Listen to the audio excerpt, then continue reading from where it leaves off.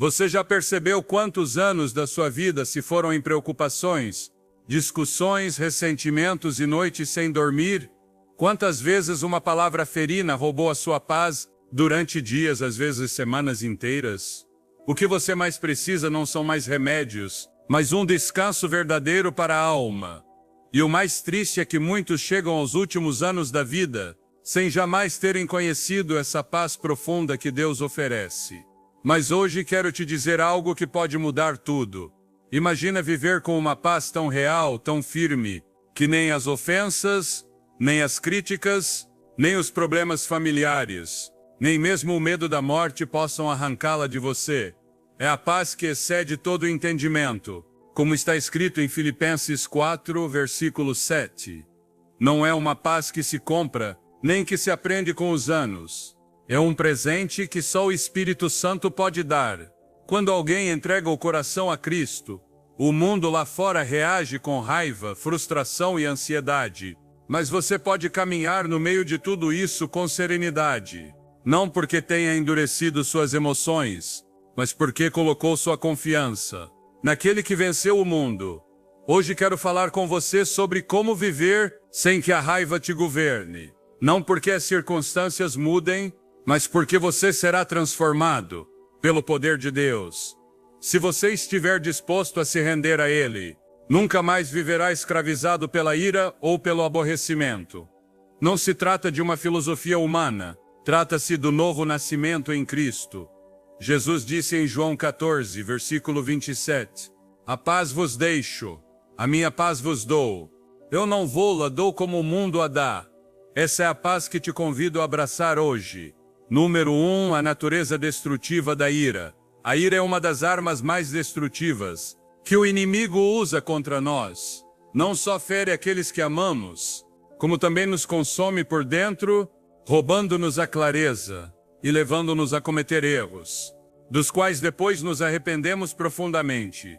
Provérbios 29, versículo 11 diz, "O tolo dá livre curso a toda a sua ira, mas o sábio no fim a acalma." Quando permitimos que a ira tome o controle, deixamos de agir sob a direção do Espírito e caímos em escravidão emocional.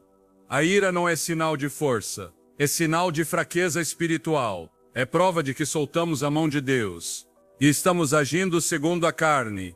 É como um incêndio que começa com uma faísca, uma palavra mal interpretada, uma injustiça percebida, um obstáculo inesperado.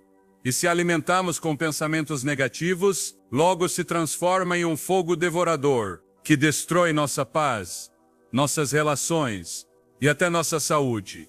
Santiago 1, versículos 19 e 20 nos exorta claramente, "Todo homem seja pronto para ouvir, tardo para falar, tardo para irar-se, porque a ira do homem não opera a justiça de Deus." A ira não resolve nada, só piora tudo. A ciência moderna confirmou o que a palavra de Deus já ensinava. A ira eleva a pressão arterial, enfraquece as defesas do corpo e pode danificar o coração. Mas além do dano físico, é um veneno que corrompe a alma e endurece o coração. Não são as circunstâncias que nos fazem tropeçar, é a nossa resposta a elas. Se alguém nos insulta, não é a ofensa que nos fere, é a importância que damos a ela.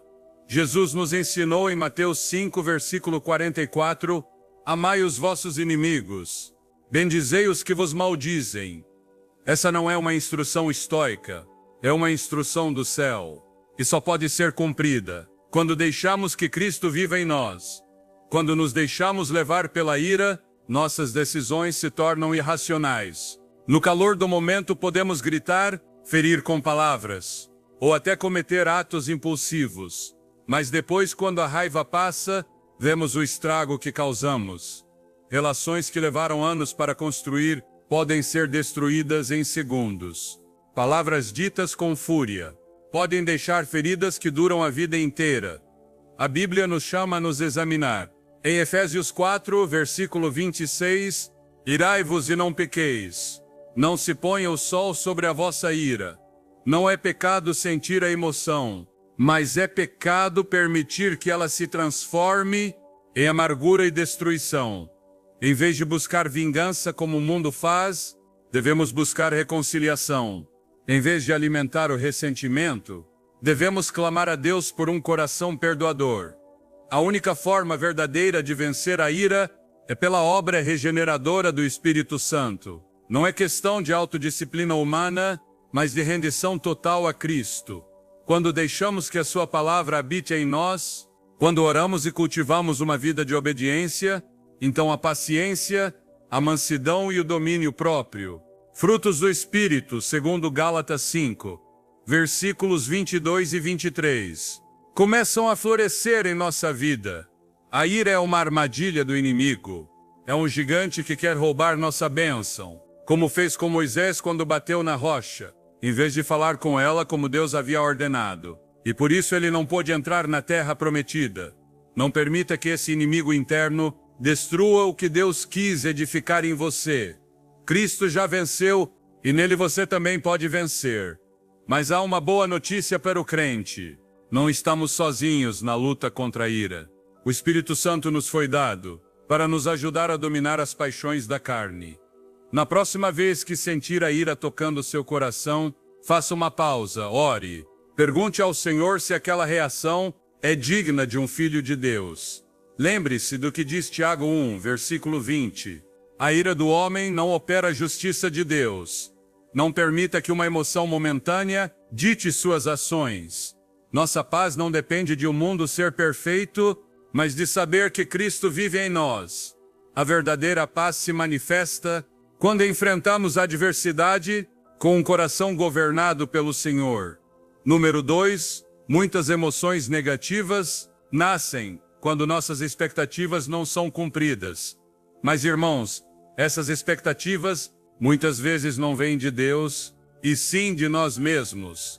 Jesus nunca prometeu que esta vida seria sem tropeços.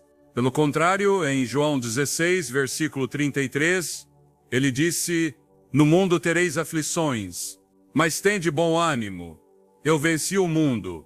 A tristeza, o ressentimento, a frustração, tudo isso brota quando queremos que as coisas aconteçam à nossa maneira. Quando acreditamos que merecemos algo e não o recebemos, sentimos que Deus nos falhou. Mas na realidade, colocamos nossa confiança em nossas próprias ideias, não na vontade dele. Olhe o exemplo de José, filho de Jacó. Seus irmãos o traíram. Foi vendido como escravo e depois preso injustamente. Mas nunca o vemos apegado a expectativas humanas. Ele confiou em Deus. E em Gênesis 50, versículo 20, diz aos irmãos: "Vós na verdade intentastes o mal contra mim, porém Deus o tornou em bem." Ele não se deixou governar pela amargura. Aceitou que os caminhos de Deus são mais altos que os nossos. Nós, porém, queremos que nossos amigos nunca nos falhem, que a vida seja confortável, que o chefe reconheça nosso esforço. Mas quem nos prometeu isso não foi Jesus. Não se trata de desistir ou de parar de sonhar. Trata-se de confiar que, se algo não acontecer como esperávamos, Deus ainda tem o controle. Ele abre e fecha portas. Se deixarmos de exigir que o mundo siga nossas regras e começarmos a buscar a vontade do Senhor, seremos verdadeiramente livres. Romanos 8, versículo 28 nos lembra: "Sabemos que todas as coisas cooperam para o bem daqueles que amam a Deus." Até as decepções, até o silêncio. Aceitar não é resignação, é rendição diante daquele que sabe mais que nós. A verdadeira paz não se encontra em um mundo que se curva aos nossos desejos, mas em um coração que se submete aos planos eternos de Deus.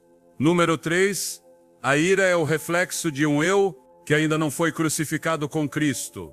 Quando alguém nos insulta ou nos ignora, quando sentimos que nosso valor não é reconhecido, nos irritamos porque o orgulho foi ferido. Mas o que diz o Senhor? Em Filipenses 2, versículo 3, "Nada façais por contenda ou por vanglória, mas por humildade, considerando cada um os outros, superiores a si mesmo." A ira não nasce do que os outros fazem, nasce de como interpretamos o que fazem. Nasce de um coração que ainda não deixou seu ego na cruz. Se realmente estamos mortos para o eu e vivos em Cristo, não precisaremos defender nossa imagem. Jesus foi cuspido, golpeado, desprezado e não abriu a boca em ira, porque conhecia sua identidade no Pai. Se você sabe quem é em Cristo, não se importará com o que o mundo diz. Se o ego não está inflado, a ira não encontrará combustível para queimar. Alguém te tratou com grosseria? Lembre-se de Provérbios 15, versículo 1. A resposta branda desvia o furor, mas a palavra dura suscita a ira. Não responda como o mundo responde. Responda como Cristo, porque não fomos chamados a reagir como os outros, mas a refletir sua luz. E se aquela pessoa estiver lutando com sua própria tempestade interior, e se as palavras dela não nascerem do que fizemos, mas do peso que carrega no coração, meus irmãos, a verdade é que muitas vezes o que os outros fazem não fala de nós, fala do que há dentro deles. No entanto, nosso orgulho ferido nos engana, nos faz pensar que tudo gira ao nosso redor. Dizemos, me ofendeu, me humilhou, não me valorizou. Mas e se parássemos de nos colocar no centro de cada situação? Se reconhecêssemos que as cargas do próximo não nos pertencem, poderíamos entregar nossa ira ao Senhor e viver livres. O apóstolo Paulo nos lembra em Romanos 12, versículo 18, se possível, quanto depender de vós, tende paz com todos os homens. Quando alguém nos insulta, esse insulto não tem poder algum, até que lhe entreguemos nosso coração. Podemos escolher olhar para o agressor como Jesus olhou na cruz, dizendo, Pai, perdoa-lhes, porque não sabem o que fazem. Lucas 23, versículo 34. Podemos seguir em frente sem carregar esse veneno, mas o ego quer brigar, quer gritar, quer ter a última palavra, nos arrasta para defender nossa imagem. E nesse impulso caímos, perdemos o controle e respondemos com fúria. No entanto, o Senhor nos chama a algo maior. Não disse ele em Mateus 5, versículo 39. Ao que te ferir na face direita, oferece-lhe também a outra. Esse não é um chamado à fraqueza, é um chamado a uma fortaleza, que só o Espírito Santo pode dar. Imagina aquele momento no trânsito, quando alguém te corta. O ego grita, não se deixe e faça valer sua dignidade. Mas o Espírito sussurra, espera, ora por ele. Talvez esse homem tenha recebido uma má notícia, talvez nem tenha te visto. Em vez de tomar como ofensa pessoal, podemos render aquela emoção ao Senhor e manter nossa paz. O mesmo acontece no trabalho, em casa, em cada discussão. Não é o fato que nos inflama, é a história que tecemos em nossa mente. O inimigo usa nossa insegurança, nossa necessidade de ser reconhecidos, para provocar ira. Mas se lembrarmos que nosso valor não vem dos homens, mas de Deus, então poderemos resistir. Nosso Senhor foi desprezado, cuspido, zombado, e ainda assim, em seu silêncio, havia majestade. Se respondermos com ira, nos parecemos com o mundo. Mas se respondermos com mansidão, nos parecemos com Cristo. Não se trata de tolerar injustiças passivamente, mas de responder com sabedoria, como faria um filho do Altíssimo. Querido irmão, querida irmã, a paz que o mundo não pode dar, Jesus a prometeu aos seus. Não depende de controlar os outros, mas de render ao Senhor cada uma de nossas reações. Quando deixamos que Cristo reine em nosso coração, a ira já não tem trono.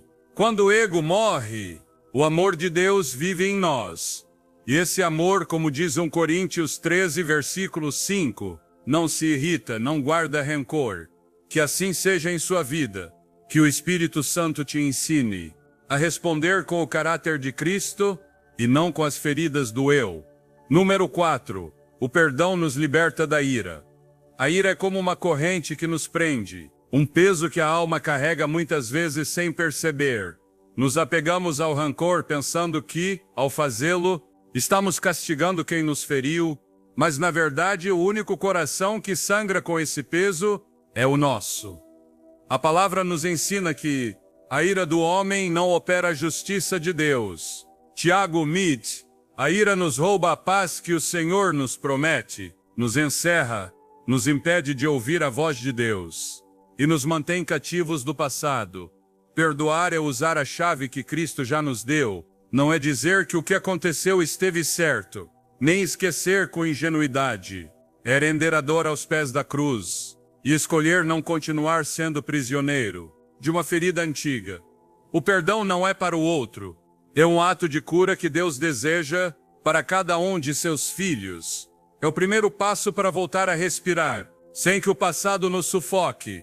Porque cada vez que nos apegamos à ira, é como se dêssemos ao inimigo as chaves da nossa mente. Revivemos a dor, reabrimos a ferida, e Cristo veio para curar, não para nos deixar presos. Para que continuar alimentando essa ira? Não precisamos dos pensamentos dos filósofos para saber isso. Basta olhar para Jesus na cruz dizendo: Pai, perdoa-lhes, porque não sabem o que fazem.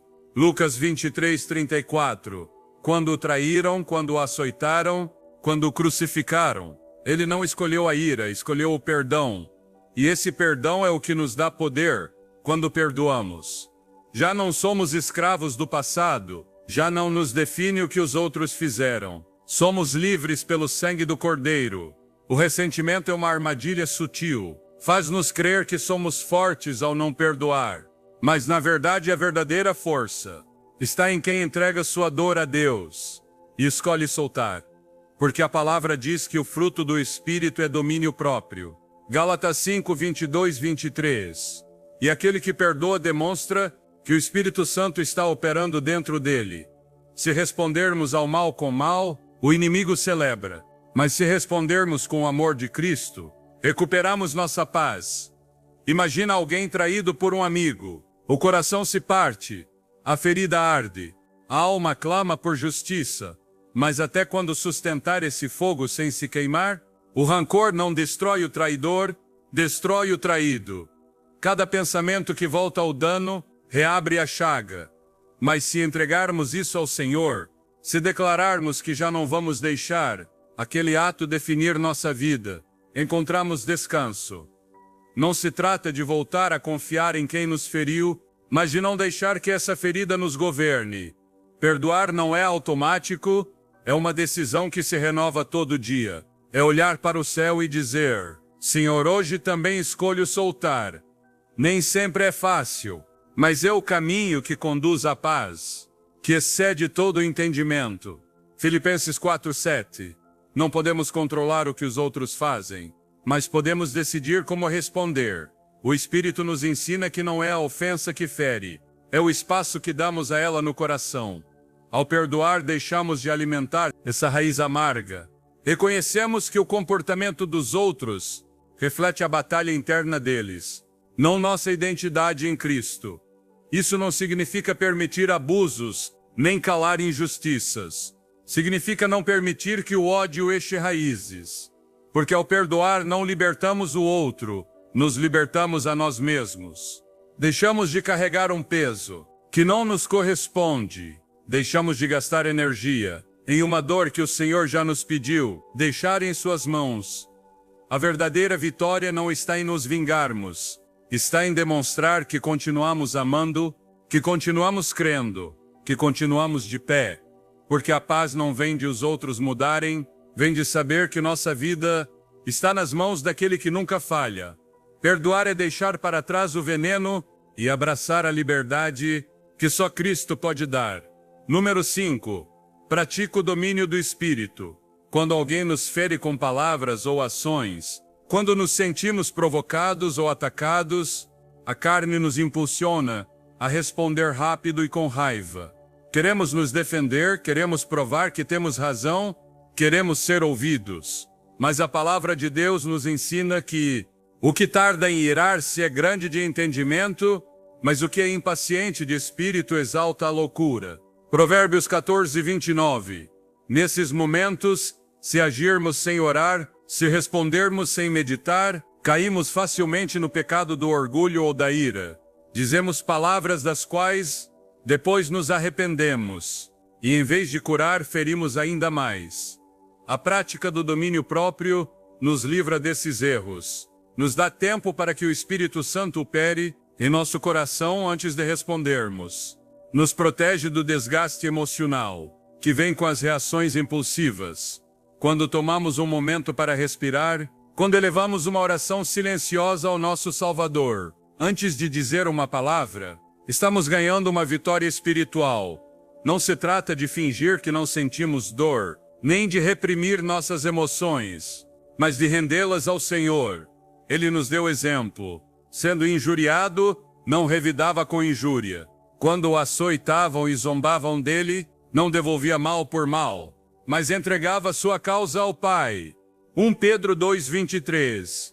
Se alguém te insulta, se te atacam com críticas injustas, responder com raiva é descer ao mesmo nível. Mas se permaneces calmo, se escolhes o silêncio ou uma palavra branda, estás demonstrando que tua vida não é governada pelas emoções, mas pelo Espírito de Deus. Como diz Provérbios 15:1, a resposta branda desvia a ira, mas a palavra áspera suscita o furor. Na vida diária, as ocasiões para exercer esse fruto do Espírito são constantes. Pode ser um colega de trabalho que lança uma indireta ferina, um motorista que te grita no trânsito, ou um ente querido que procura discussão em tudo. Você tem a opção de reagir segundo a carne ou agir segundo o Espírito. Você pode responder imediatamente e acender o conflito, ou pode esperar no Senhor e deixar que Ele te dê sabedoria e temperança. A Escritura nos lembra: melhor é o que tarda em irar-se do que o valente, e o que domina o seu espírito do que o que toma uma cidade. Provérbios 16:32. Que verdade poderosa! Ter domínio sobre si mesmo é mais valioso que vencer qualquer batalha exterior. Quando alguém te critica, e você o vê como ofensa pessoal, pode se irritar e responder na defensiva. Mas se o vê como oportunidade de refletir o caráter de Cristo, pode respirar fundo, orar e deixar que a paz de Deus governe seu coração. Não se trata de fraqueza, trata-se de poder sob controle. A maioria das pessoas age impulsionada pela carne, deixando que as emoções ditem suas palavras. Mas você, como filho de Deus, foi chamado a uma vida diferente. Ser luz, ser exemplo, mostrar a Cristo mesmo no meio do conflito. O apóstolo Paulo nos ensinou que o fruto do Espírito é amor, gozo, paz, longanimidade, benignidade, bondade, mansidão, temperança. Gálatas 5, 22-23. A temperança, esse domínio de si mesmo, é uma manifestação poderosa de que Cristo vive em nós. O que hoje nos parece uma grande ofensa, amanhã pode ser uma lição. O que agora dói, com o tempo se desvanece. Por isso é sábio esperar. É sábio não responder ao fogo com fogo, mas com a serenidade que vem do céu. Praticar o domínio do Espírito não significa aceitar toda injustiça em silêncio, nem deixar que os outros nos pisem. Significa agir com sabedoria, não com reação. Significa falar quando o Senhor dirige e calar quando é melhor guardar silêncio. Se algo precisa de resposta, que seja uma resposta nascida na oração, não na ira. Porque não é fraqueza escolher a paz, é fortaleza. É dizer ao mundo: minha identidade não depende do que você me diz, depende do que Cristo já declarou sobre mim. Cada vez que sentir o desejo de responder com raiva, lembre-se, você tem o poder de escolher não fazê-lo. Pode respirar, orar, esperar no Senhor. E quando fizer isso, notará algo lindo. Os conflitos se acalmam, a ansiedade desaparece, e aqueles que antes te provocavam perdem o poder sobre você. O domínio do Espírito é liberdade verdadeira. É caminhar com o Espírito Santo, sabendo que Ele guia cada palavra e cada silêncio. Número 6. Às vezes a ira que carregamos não é mais que o eco de um coração ferido pela insegurança. Quando não encontramos paz com quem somos em Cristo, qualquer palavra, qualquer olhar ou gesto que ponha em dúvida nossa identidade provoca uma tempestade na alma. Não é tanto a situação que nos faz explodir, é o que essa situação revela do nosso interior. Se alguém nos critica e isso acende nossa ira, não é a crítica que fere, é o valor que damos a ela, porque ainda não estamos firmes no que Deus diz que somos. Se conhecêssemos plenamente nossa identidade, como filhos redimidos pelo sangue do Cordeiro, não precisaríamos levantar a voz nem cerrar o punho. Poderíamos deixar passar essas palavras, como quem sabe que sua identidade está assegurada no céu. Mas quando nossa confiança está edificada sobre areia, qualquer vento nos abala, e respondemos com ira, como se disso dependesse nossa defesa. O apóstolo Paulo escreveu: porque Deus não nos deu o espírito de covardia, mas de poder, de amor e de moderação. 2 Timóteo 1:7. Esse domínio próprio é o que vacila quando a insegurança toma conta do nosso coração. A insegurança gera uma constante sensação de ameaça.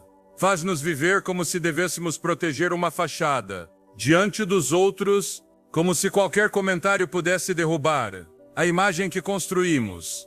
Assim, nossa mente, ainda não renovada pela palavra, interpreta as palavras alheias como ataques pessoais e responde com dureza. Mas a verdade é esta: ninguém tem poder para nos diminuir, se não lhe dermos esse poder. O Senhor já nos definiu. Ele nos chama linhagem eleita, sacerdócio real, nação santa. 1 Pedro 2:9. Lembro-me de uma fase da minha vida em que engordei. Cada vez que alguém fazia um comentário sobre minha aparência, eu me sentia ofendido. Dizia que era pela falta de respeito dos outros. Mas a verdade, irmão, é que eu não estava bravo com eles. Estava bravo comigo mesmo. Não aceitava o que via no espelho. E o que doía não eram as palavras deles, era que no fundo eu lhes dava razão. Era minha própria percepção distorcida, que acendia a ira. Com o tempo, o Espírito Santo me levou a compreender que o problema não era a gente. Era minha falta de domínio sobre minhas emoções, sobre meu corpo, sobre minha atitude. Decidi deixar de desperdiçar energia na ira e começar a assumir responsabilidade. Trabalhei na minha saúde, na disciplina, na oração, e sabe o que aconteceu? Os comentários continuavam chegando, mas já não me afetavam, porque não eram eles que haviam mudado, era eu. Deus me havia transformado por dentro.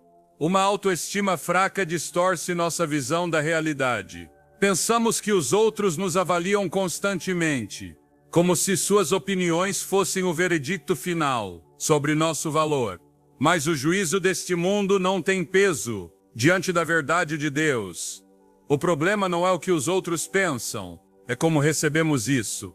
O sábio Salomão escreveu: como na água o rosto corresponde ao rosto, assim o coração do homem ao homem. Provérbios 27:19. Se teu coração está cheio de insegurança, todo comentário te parecerá um julgamento. Mas se teu coração está cheio da certeza de Cristo, a opinião alheia não poderá abalar teus alicerces. Quando alguém diz algo que te fere, pergunte-se: por que isso me afeta? É porque temo que seja verdade? É porque ainda não me perdoei? Muitas vezes a resposta é sim. A ira é o alarme que soa quando algo dentro de nós ainda não foi entregue ao Senhor. Mas essa mesma ira pode se tornar um instrumento de cura, se deixarmos que o Espírito nos mostre o que ainda precisa ser trabalhado. Cada vez que sentir raiva por uma palavra, uma crítica ou uma situação, pare, ore. Pergunte ao Senhor o que realmente está doendo. Use esse momento como um espelho que te mostra onde precisa crescer em Cristo. Porque quando conhece teu valor nele, quando assume responsabilidade pela tua vida diante de Deus, a ira já não tem lugar, já não precisa se defender, já não há máscaras para proteger, nem medos para esconder. Só resta a paz de quem foi restaurado pela graça, de quem caminha seguro, porque sabe que o Senhor peleia por ele. Como diz o Salmo 46:10, aquietai-vos e sabei que eu sou Deus. Essa quietude é o fruto de um coração que se rendeu completamente ao seu amor. Número 7. A importância de viver com propósito. Quando não conhecemos o propósito pelo qual Deus nos criou, a vida se torna pesada, sem rumo, como um barco sem leme. Você acorda toda manhã sem saber para que vive, sem uma razão que acenda o fogo da alma. E nesse vazio o coração se enche de frustração. Sem propósito, a alma fica inquieta, facilmente ferida, sempre na defensiva. Qualquer palavra maldita, qualquer atraso, qualquer contratempo parece uma montanha, porque não há uma visão maior que eclipse tudo. Quando não sabe para onde vai no plano de Deus, sua mente se enche de confusão, e no meio dessa confusão, o inimigo semeia ira, amargura, desânimo. Mas o Senhor não nos chamou a vagar, Ele nos deu um chamado santo. Em Efésios 2, versículo 10, a palavra diz: pois somos feitura sua, criados em Cristo Jesus, para as boas obras que Deus de antemão preparou, para que andássemos nelas. Não nascemos para reagir ao caos, nascemos para caminhar na direção do reino. Quando se vive sem esse propósito eterno, tudo distrai, o trânsito irrita, as palavras dos outros ferem com facilidade e parece que tudo está contra você. Mas quando teu olhar está posto no alto, naquilo que Cristo colocou em tuas mãos, todo o resto perde força, não porque desapareça, mas porque teu foco está no eterno. Houve um tempo na minha vida em que me sentia vazio. Acordava e não sabia para quê. Fazia coisas que não enchiam o coração, e cada pequeno problema parecia o fim do mundo. Vivia reagindo, deixando que as circunstâncias controlassem minhas emoções. Mas o Senhor, em sua misericórdia, me mostrou que minha vida tinha um propósito, que Ele me chamou para pregar o Evangelho, levar esperança, levantar o caído. E quando abracei esse chamado, tudo mudou. Os problemas continuavam ali, mas já não me dominavam, porque eu tinha uma causa pela qual viver. A ira já não governava minha alma, porque meu espírito estava ocupado em algo maior. Não foi por força de vontade. Foi pela graça de Deus que me deu algo pelo qual lutar, algo que vale mais que qualquer crítica, que qualquer obstáculo. O propósito não é algo que inventamos, é algo que recebemos. É o dom de Deus. Não se trata de esperar sentir algo especial. Trata-se de buscá-lo em oração, de caminhar por fé, confiando que o Senhor nos guia passo a passo. Quando você mergulha nesse propósito divino, sua mente se transforma. Filipenses 4, versículo 7 nos lembra: este a paz de Deus, que excede todo entendimento, guardará os vossos corações e os vossos pensamentos em Cristo Jesus. Já não vive para agradar ao mundo, nem para provar nada. Vive para agradar ao Pai. Isso basta. Cada dia tem sentido, porque cada ação se torna um ato de obediência, uma semente de eternidade. Já não reage com ira aos desafios, porque sabe que cada dificuldade faz parte do processo com que Deus te está moldando. Se hoje você se sente frustrado, se a ira brota facilmente no teu coração, talvez o que falte não seja mais paciência, mas mais clareza de propósito. Pergunte-se: estou vivendo para aquilo que Deus me chamou? Estou investindo meu tempo naquilo que glorifica seu nome? A diferença entre uma vida dominada pela frustração e uma vida cheia de paz está nessa resposta. Busque ao Senhor. Peça-lhe que te mostre para que você está aqui. Quando o encontrar, verá como as coisas que antes te alteravam se tornam simples ruído de fundo. Porque quando se tem um propósito, quando se caminha no centro da vontade de Deus, todo o resto perde o poder sobre você. Número 8, o poder transformador do Espírito Santo em nossas reações emocionais. Irmãos, não estamos acorrentados a uma única maneira de reagir à vida. Graças à obra viva do Espírito Santo em nós, nosso interior pode ser renovado. A carne quer que hajamos com raiva, com frustração, mas o Espírito nos chama a uma vida diferente. Uma vida guiada pelo fruto do Espírito, que inclui domínio próprio e paciência. A ideia de que sempre fui assim ou não posso mudar, não vem de Deus. Essa é uma mentira do inimigo. A palavra de Deus diz: de modo que se alguém está em Cristo, nova criatura é. As coisas velhas já passaram, eis que tudo se fez novo. 2 Coríntios 5,17. Em Cristo não estamos presos aos velhos hábitos. Podemos ser moldados, transformados, como barro nas mãos do oleiro. Imagina que toda vez que alguém te ofende, tua reação habitual foi levantar a voz, defender-se, irritar-se. Isso foi como um caminho já trilhado muitas vezes, fácil de seguir. Mas agora, ao permitir que o Senhor tome o controle, você pode decidir responder com calma, com mansidão. No começo parece estranho, parece que está negando o que sente, mas o que realmente está fazendo é escolher obedecer ao Senhor em vez de ceder à carne. E essa decisão, quando repetida, começa a formar um novo caminho em seu ser, um caminho que reflete a Cristo. Lembro-me de uma vez em que meu cachorro destruiu um dos meus pertences mais queridos. O natural em mim era levantar a voz, descarregar a raiva, mas o Senhor me falou naquele momento. Em vez de gritar, respirei fundo e acariciei meu cachorro. Não foi fácil. Senti como se estivesse negando meus sentimentos. Mas o que realmente estava fazendo era ensinar a minha alma a não se deixar governar pela ira. Foi um ato pequeno, mas cheio de obediência. E isso mudou algo em mim. Ao repeti-lo uma e outra vez, a paz começou a substituir a raiva. O controle já não era meu, era do Espírito que habita em mim. Quando permitimos que o Espírito nos guie, não reagimos mais como antes. Já não vemos cada contratempo como uma ameaça. A paz de Deus, aquela que excede todo o entendimento, começa a governar nossos corações. Não estamos condenados a ser prisioneiros das nossas emoções. A graça de Cristo nos dá a liberdade de escolher outro caminho. Cada vez que decidimos amar, em vez de reagir com raiva, fortalecemos em nós o caráter de Cristo. A palavra nos exorta. O que tarda em irar-se é grande de entendimento, mas o que é impaciente de espírito exalta a loucura. Provérbios 14, 29. Essa é a verdade eterna. Não é simplesmente um ensino emocional ou mental, é uma obra espiritual. Não se trata de nos enganar ou reprimir o que sentimos. Trata-se de deixar que Cristo transforme nosso interior. Não espere que essa mudança aconteça de um dia para o outro. A carne vai querer voltar ao conhecido, mas se cada vez que a ira começar a subir, você parar, respirar e orar, verá que com o tempo algo dentro de você muda.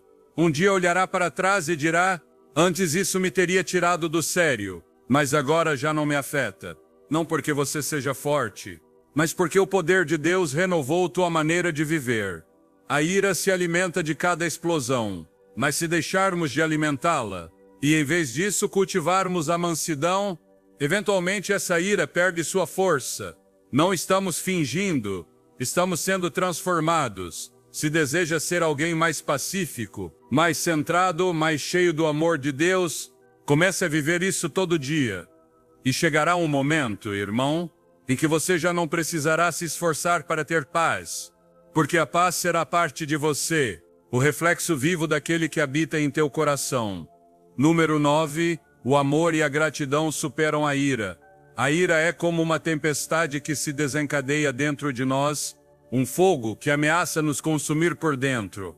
Mas há dois dons de Deus que têm o poder de apagar esse fogo: o amor e a gratidão. Quando o coração se enche de raiva, é porque perdeu de vista a presença de Deus. Nos focamos no que nos dói, no que nos fizeram, na injustiça que acreditamos sofrer. Mas se, nesse mesmo instante, dirigirmos nosso olhar ao amor que Deus nos tem e às bênçãos que recebemos, a ira começa a se dissipar. Não porque os problemas desapareçam, mas porque o Espírito Santo muda nosso foco. O amor nos lembra o que realmente importa. Se estamos irritados com alguém, devemos perguntar: quero ter razão ou quero refletir o amor de Cristo? Quando amamos de verdade, o desejo de vencer uma discussão se torna um fardo sem valor. A ira é orgulhosa, busca humilhar, quer impor-se, mas o amor busca curar, edificar, unir. Diz a Escritura em Provérbios 15, a resposta branda desvia a ira, mas a palavra áspera aumenta a ira. Muitos de nós ferimos entes queridos por reagir sem pensar em um momento de fúria. Mas se nesse instante pararmos e lembrarmos o quanto os amamos, se pedirmos ajuda ao Senhor para responder com mansidão, então a história muda. A gratidão é uma arma poderosa que Deus nos deu. Quando estamos agradecidos, O coração se enche de luz, e a escuridão da ira não encontra lugar. Não se pode louvar a Deus e amaldiçoar o irmão ao mesmo tempo. Se algo nos irrita, tomemos um momento para contar 3 bênçãos recebidas. Talvez pela saúde, pelo teto que nos abriga, por uma lição que estamos aprendendo. Esse simples exercício pode nos guiar de volta à paz. Lembremos o que diz o Salmo 103:2. Bendize a minha alma ao Senhor e não te esqueças de nenhum de seus benefícios. Cada vez que permitimos que a gratidão entre em nossa mente, ela toma o leme e muda nosso rumo. Não se trata de negar a realidade. Trata-se de vê-la com os olhos da fé. Há tempo me propus um desafio pessoal. Cada vez que sentisse raiva, obrigar-me a pensar em algo que Deus fez por mim. No começo parecia forçado, como se estivesse negando o que me acontecia. Mas com o tempo o coração se foi moldando. Um dia alguém me tratou com desprezo, e meu primeiro pensamento foi: obrigado, Senhor, porque me deste este dia, e tenho forças para seguir em frente. Essa atitude me permitiu responder com serenidade, não porque a outra pessoa merecesse, mas porque eu precisava conservar a paz que Cristo me dá. Jesus mesmo, quando foi cuspido, golpeado, traído, não respondeu com ira, mas com amor. Ele nos deixou o exemplo. Se focarmos nosso pensamento no que nos fere, no que não temos, no que nos falta, a ira se fortalece. Mas se, em vez disso, voltarmos nossa mente às misericórdias do Senhor que se renovam cada manhã, a ira se dissipa. Não é um truque da mente, é um treinamento da alma, para viver guiados pelo Espírito. O apóstolo Paulo nos exorta em Colossenses 3,15, que a paz de Cristo domine em vossos corações. Essa é nossa escolha. Não podemos evitar que venham as provações, nem controlar os outros. Mas podemos decidir com que espírito vamos responder. Se escolhermos o amor e a gratidão, a ira não poderá echar raízes. Quando amamos, imitamos a Cristo. Quando agradecemos, reconhecemos que Deus continua no controle. E pouco a pouco, com essa prática diária, nos tornamos pessoas cheias de paz, firmes na fé e menos dominadas pelas paixões. Não porque o mundo mude, mas porque o Senhor transformou nosso coração. Número 10. Estabelecer limites saudáveis. Quando o Senhor nos chama a amar o próximo, não está pedindo que sacrifiquemos nossa paz ou nossa dignidade. Estabelecer limites não é egoísmo, é expressão de sabedoria dada por Deus. A Escritura nos ensina que devemos amar com discernimento.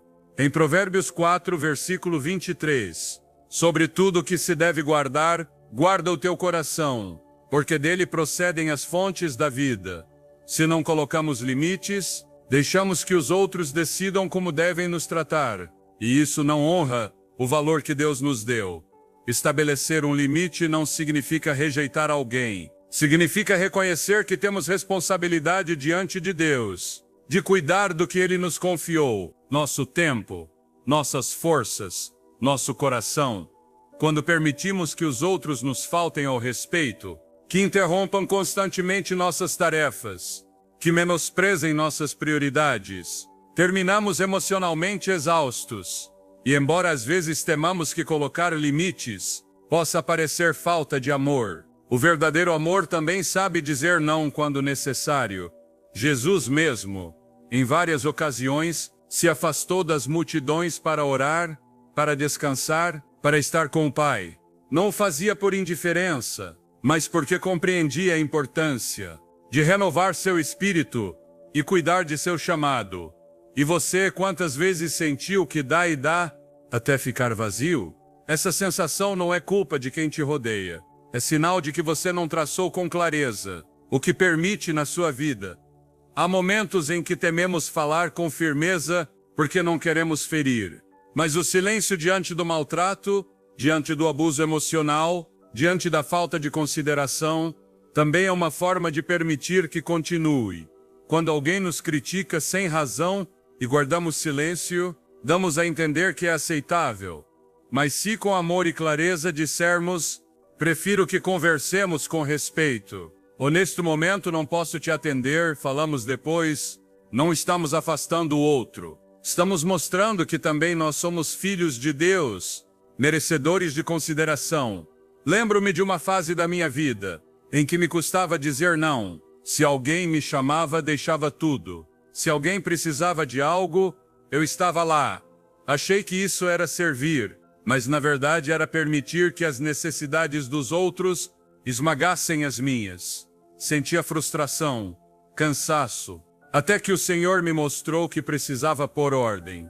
Desde então aprendi a dizer: estou ocupado agora, mas com prazer falarei contigo mais tarde. No começo foi difícil, mas depois os outros começaram a respeitar, e eu comecei a me sentir mais valorizado. Os servos de Deus, como Neemias, também estabeleceram limites. Quando reconstruía os muros de Jerusalém, os inimigos queriam distraí-lo, mas ele respondeu em Neemias 6, versículo 3. Estou fazendo uma grande obra e não posso descer. Que poderoso quando entendemos que nossa vida tem um propósito maior e não permitimos que as distrações nos apartem dele.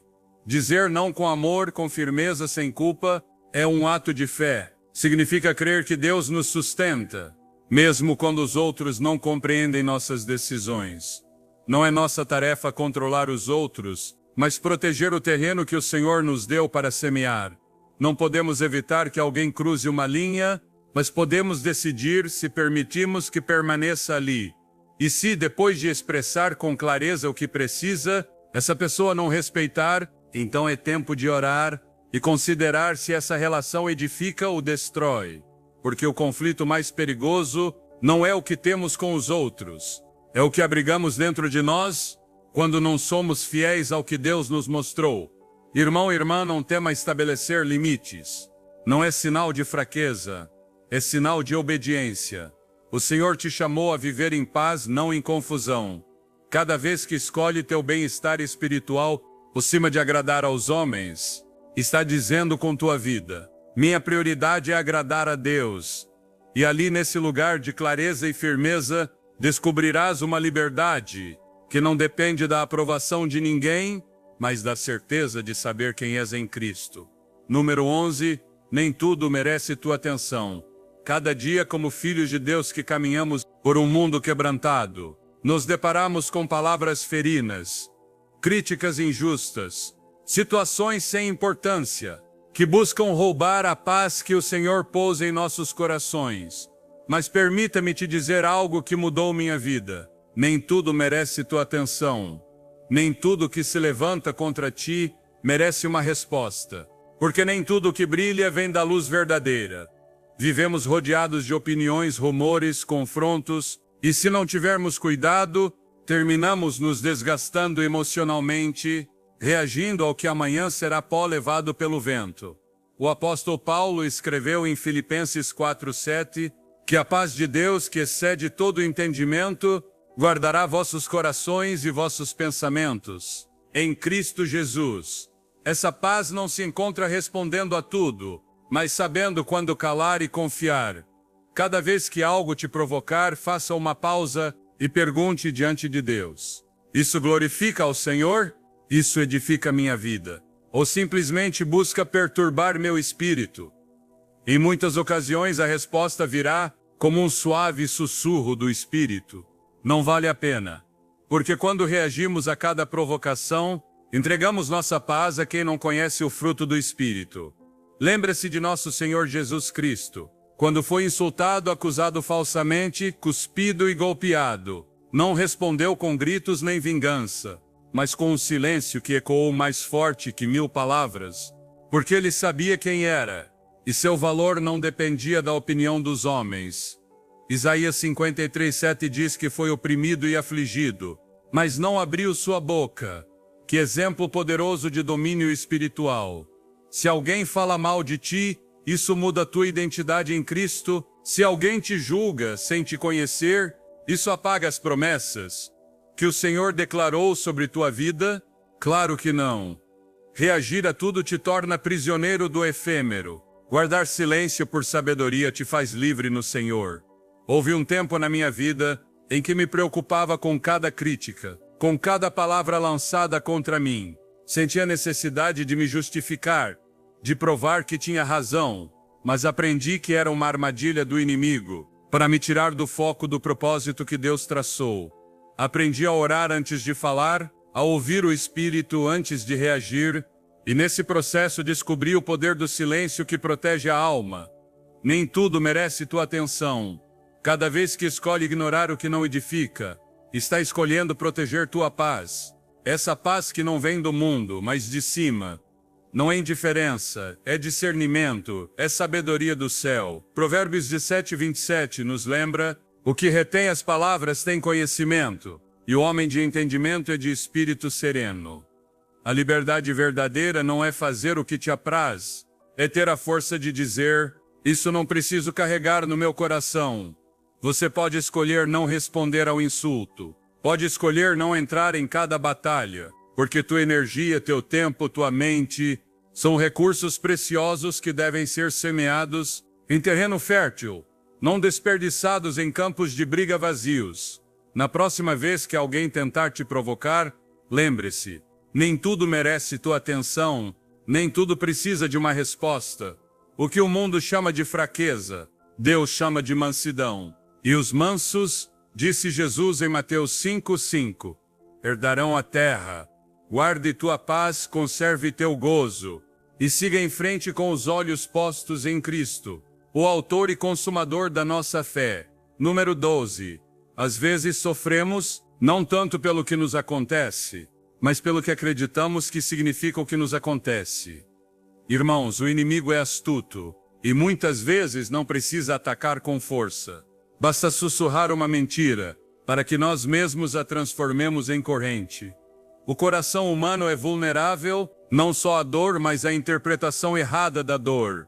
Vivemos envoltos em pensamentos que não vêm de Deus, em histórias que criamos a partir do que os outros dizem, ou do que nós mesmos cremos sem fundamento, na verdade da palavra.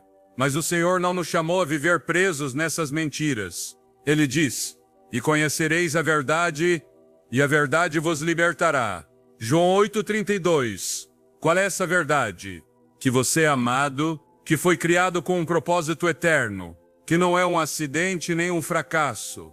Muitos de nós carregamos fardos que não vêm do céu, mas de conclusões precipitadas que fizemos em momentos de fraqueza. Talvez alguém te disse que não vales nada, e você acreditou. Mas isso não é fato. É uma mentira que você tomou como verdade. O fato real é que foste comprado por preço de sangue. 1 Coríntios 6:20. Isso te dá um valor incalculável. O problema não é o que os outros dizem. O que nos machuca não é a crítica em si, é nossa decisão de aceitá-la como sentença divina. Se alguém diz que você não serve, acaso isso apaga o que Deus já declarou sobre ti? Ele diz que és seu filho, que és coerdeiro com Cristo. Romanos 8:17, que foste chamado desde antes de nascer, mas nossa mente, quando não está renovada pelo Espírito, toma palavras passageiras e as transforma em correntes permanentes.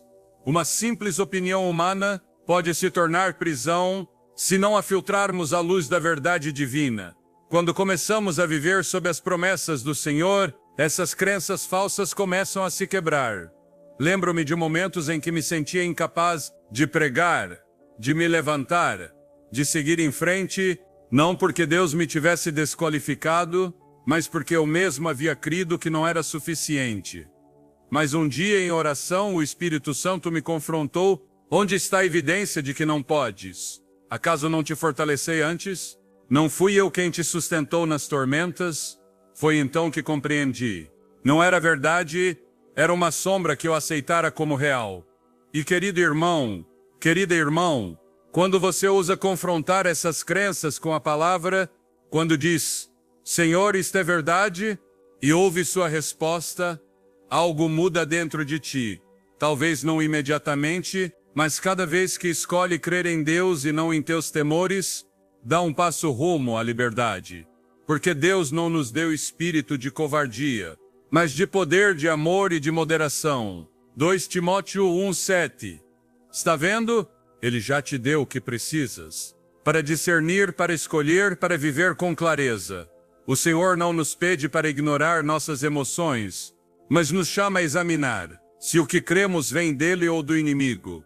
Muitas vezes carregamos pensamentos herdados do passado, erros que transformamos em identidades, fracassos que convertemos em condenação.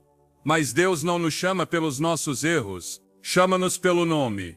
Ele conhece cada lágrima, cada queda, cada mentira que você creu, e ainda assim te chama de seu. Por isso, cada vez que uma crença te fizer duvidar da tua identidade em Cristo, faça uma pausa. Pergunte: isso vem de Deus ou é uma mentira disfarçada? E se descobrir que é mentira, substitua pela verdade que ele declarou, porque ao fazê-lo estás recuperando a autoridade que o inimigo te roubou com seus enganos. Separar os fatos das crenças não é só um exercício mental, é um ato de fé. É dizer: Senhor, creio no que tu dizes, acima do que eu sinto.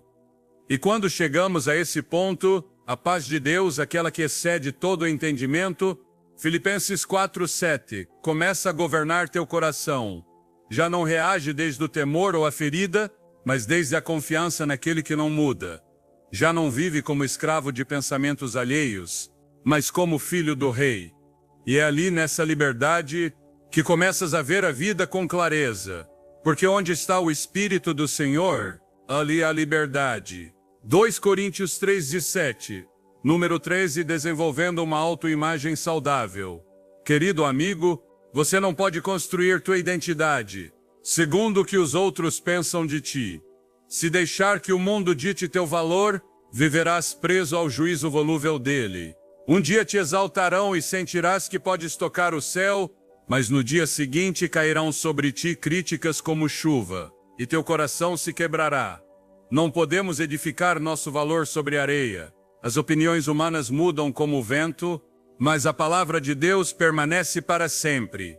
Você vale porque foste criado à imagem e semelhança do Deus vivo, não porque os outros digam. Quando teu valor nasce do conhecimento de que és filho de Deus, então ninguém poderá roubar tua paz. O apóstolo Paulo escreveu em Romanos 8, versículo 16, o próprio Espírito testifica ao nosso espírito que somos filhos de Deus. Aí está a raiz de uma autoimagem saudável. Não precisas que o mundo te aplauda, quando sabes que o Criador do universo te chama de seu. Desde pequenos, muitos de nós fomos marcados por palavras duras, por rótulos injustos, por juízos que cravaram espinhos em nossa alma. Disseram-nos que não servíamos, que não éramos suficientes. E essas mentiras echaram raízes profundas. Mas hoje te digo com amor, você não precisa viver sob essas correntes. Deus te chama pelo teu nome, não pelos teus defeitos. Em Isaías 43, versículo 1, o Senhor declara: não temas porque eu te remi, chamei-te pelo teu nome, tu és meu. É tempo de olhar para dentro, não com olhos humanos, mas à luz do Espírito Santo. Examine teu coração. Pergunte-se: quem me disse isso sobre mim? Vem de Deus ou do temor? Da verdade ou da ferida? Não se trata de negar nossas falhas. Trata-se de reconhecê-las desde a humildade, sabendo que seu poder se aperfeiçoa em nossa fraqueza. 2 Coríntios 12, 9. E então o que parecia uma rachadura se torna o canal por onde flui a graça. Quando alguém te criticar, não corra para se defender. Não permita que a raiva tome o controle. Em vez disso, leve-o em oração. Pergunte ao Senhor: Pai, há algo de verdade nisso? Há algo que eu deva mudar? Se houver, rende teu coração a Ele e permite que te molde. E se não for verdade, deixa que a ofensa escorra. Você não precisa carregar o que não vem de Deus. Eu também passei anos tentando agradar a todos, esforçando-me por ser aceito, por não decepcionar. Mas esse caminho só me afastou do meu verdadeiro propósito. Cansado de correr atrás da aprovação alheia, um dia parei e orei: Senhor, quem sou eu para ti? E nesse silêncio encontrei uma resposta que mudou minha vida. Já não precisava me encaixar, porque havia encontrado meu lugar nos braços do Pai. Aceitar quem você é não significa desistir. Significa reconhecer que tua identidade está segura em Cristo. Você é amado mesmo quando falha.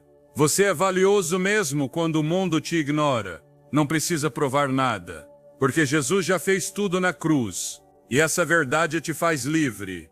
E o mais lindo é que, quando deixas de buscar validação, te tornas uma pessoa autêntica. As pessoas que realmente importam te valorizarão pela tua sinceridade, não por uma imagem fabricada. A liberdade emocional não chega quando fecha os ouvidos a todos, mas quando sabe discernir qual voz vem de Deus e qual não vem. Se conhece tua identidade em Cristo, se vive com a certeza do teu chamado, então as críticas perdem força.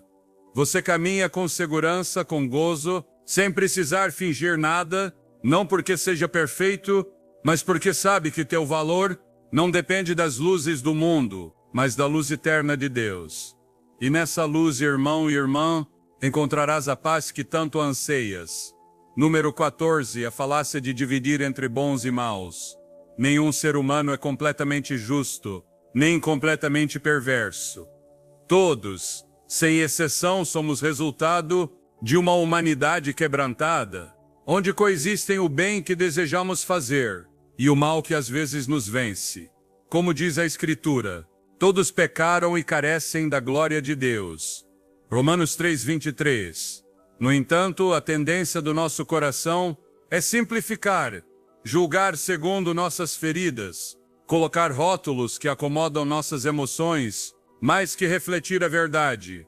Quando rotulamos uma pessoa como boa ou má de forma definitiva, deixamos de vê-la como criatura de Deus em processo, necessitada de redenção. O Senhor não olha como olha o homem. Nós vemos a aparência. Deus vê o coração. Samuel 16:7. Uma ação pode ser errada, até destrutiva, mas a pessoa que a comete não é um demônio irreparável. Pode estar hoje presa na escuridão, mas amanhã, pela graça de Deus, pode se tornar instrumento de luz. O apóstolo Pedro negou ao Senhor 3 vezes, mas depois foi restaurado e usado poderosamente. O apóstolo Paulo perseguiu os crentes, mas foi transformado no maior pregador do Evangelho. Se Deus tratasse os homens como nós nos tratamos uns aos outros, não haveria esperança, mas sua misericórdia se renova cada manhã. Lamentações 3:23. E nos ensina a olhar aos outros com olhos de compaixão. É fácil condenar quando não se viu a dor do outro. Quando alguém nos fere, rotulamos. É cruel, é mau, merece rejeição. Mas consideramos sua história, sabemos por que age como age. Isso não significa justificar o pecado. Significa reconhecer que atrás de cada comportamento há uma luta espiritual. O inimigo trabalha nas feridas e muitos agem desde o temor, a ignorância ou o abandono, não desde uma maldade pura. Cristo nos ensinou a amar nossos inimigos, a orar pelos que nos perseguem. Mateus 5:44. Não porque o mal não importe, mas porque o amor é a única força capaz de vencer o mal sem nos tornarmos parte dele. Alguém pode te trair e ainda assim Deus pode operar nessa vida. Pode ser rude contigo e terno com seu filho. Pode te falhar hoje e te abençoar amanhã. Essa é a natureza humana. Todos estamos fragmentados, todos lutamos com o pecado, todos precisamos de graça. Irmãos, se julgamos com dureza, devemos lembrar que com a mesma medida com que medimos seremos medidos. Mateus 7:2. Se queremos ser compreendidos quando falhamos, devemos estender essa compreensão também. Não se trata de tolerar abuso ou pecado, trata-se de aprender a discernir entre o ato e a pessoa, entre a reação e a identidade. Quando deixamos de classificar as pessoas como boas ou más, nossas relações mudam. Nos tornamos mais pacientes, mais sábios. Não reagimos com ira, mas com oração. Não carregamos ressentimentos, mas esperança. Porque sabemos que todos estamos no mesmo caminho de aprendizado, sob o olhar de um pai que quer restaurar cada filho. Não espere perfeição de ninguém, porque só Cristo é perfeito.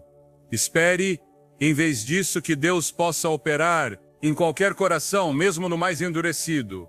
A paz interior não nasce da crítica, nasce da entrega. Deixar o juízo nas mãos de Deus nos liberta, nos permite amar sem medo, perdoar sem reservas, seguir em frente sem correntes.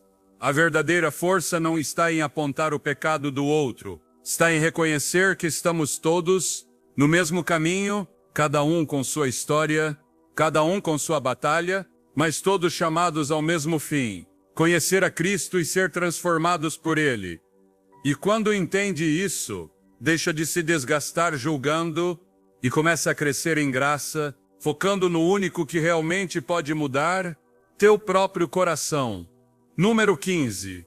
O caminho do crente para vencer a ira. A ira é uma emoção forte, sim, mas não precisa te dominar. Pode parecer um fogo que arde sem controle dentro do coração, mas se a levares aos pés do Senhor, Ele pode transformá-la em oportunidade de crescimento espiritual. Não estamos falando aqui de técnicas humanas, nem de filosofias do mundo, mas de uma entrega real ao poder do Espírito Santo, que renova nosso interior. Não se trata de reprimir o que sentimos, mas de apresentá-lo diante de Deus para que Ele o redima. É um processo que começa com humildade e com uma decisão firme de não deixar que o enojo dite nossas ações. O primeiro passo é reconhecer que estás irritado. Não o negues, não o escondas. Leva-o diante do Senhor em oração. Quando reagimos sem pensar, como se estivéssemos presos por um impulso, nos afastamos da sabedoria divina. Mas quando, no meio da ira, você consegue fazer uma pausa e dizer: Senhor, estou lutando com raiva neste momento, estás começando a caminhar em liberdade. A palavra de Deus diz em Efésios 4, versículo 26, Irai-vos e não pequeis. Não se ponha o sol sobre a vossa ira. O próprio Deus nos ensina que a emoção pode estar presente, mas o pecado não deve ter lugar. Se consegue reconhecer a emoção sem se deixar arrastar por ela, o Espírito já está operando em ti. O segundo passo é não agir desde a ira. Aqui é onde muitos tropeçam, porque o desejo de reagir, de se defender, de gritar ou ferir, se torna forte. Mas não é a ira que destrói, é o que decidimos fazer com ela. Jesus mesmo, quando foi injuriado, não respondeu com agressão. Em Pedro 2, versículo 23, nos é lembrado, o qual, quando o injuriavam, não injuriava, e quando padecia, não ameaçava, mas entregava-se àquele que julga justamente. Esse é nosso exemplo. Quando sentires que a ira sobe como uma onda, pare, respire, clame a Deus, fique quieto. Não tens que fazer nada ainda. Só estar presente na sua paz. O Espírito Santo te fortalecerá para que não responda segundo a carne, mas com domínio próprio. O terceiro passo é perguntar-se: por que estou realmente me irritando? Muitas vezes a ira é só a superfície de uma dor mais profunda. Talvez seja o medo, a insegurança, uma ferida antiga ou uma expectativa não cumprida. O Senhor conhece nosso coração melhor que nós mesmos. No Salmo 139, versículo 23, Davi orava assim: Sonda-me, ó Deus, e conhece o meu coração. Prova-me e conhece os meus pensamentos. Se te aproximares do Pai com sinceridade, e lhe pedires que te mostre a raiz da tua ira, Ele o fará. Talvez descubras que não se trata só da pessoa que te falou mal, mas de uma necessidade mais profunda, de ser visto, valorizado, amado. Quando entende isso, a ira perde força e abre caminho à cura. O quarto passo é cuidar dessa parte da alma que clama por ser restaurada. Aqui não se trata de sentir culpa por ter sentido ira, mas de permitir que o amor de Deus toque essa ferida. Talvez tenhas carregado emoções que não sabias como expressar. Talvez tenhas crido mentiras sobre ti mesmo, que não mereces respeito, ou que sempre deves te defender sozinho. Mas Deus diz em Isaías 43, versículo 1, Não temas, porque eu te remi. Chamei-te pelo teu nome, tu és meu. Você é seu filho, e como tal merece ser tratado com ternura e compaixão, inclusive por ti, eme e seme. O ponto e eme, em vez de endurecer, deixa que o Senhor amoleça teu coração. não é fraqueza, é sabedoria. Não se trata de justificar a ira, trata-se de deixar que o Espírito a transforme em algo novo. Você não eliminará a ira completamente da tua vida, porque continuamos humanos, mas podes aprender a caminhar pelo Espírito, e não segundo a carne. Quando pratica essa entrega diária, quando leva a tua ira ao trono da graça, descobres que ela já não tem poder sobre ti.